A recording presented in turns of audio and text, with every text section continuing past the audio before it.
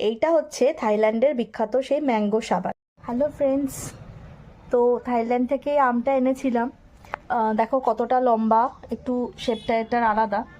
তো যাই হোক, তো কাটবো থাইল্যান্ডের মতো করেই কাটার চেষ্টা করছি, দেখি।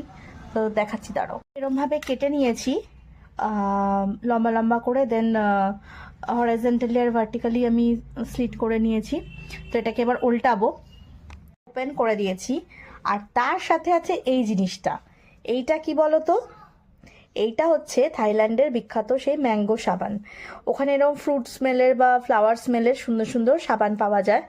তো এনেছিলাম। তো এইভাবেই কিন্তু ওরা আমগুলোকে কাটে। তো চলো খেয়ে বলছি কেমন খেতে।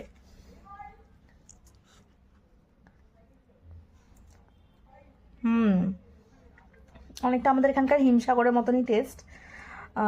ভালোই খেতে। চলো, তো দেখে নাও একবার সাবান আর এই আম দুটোকে কিন্তু একদম প্রায় আলাদা করা যায় না, তাই না?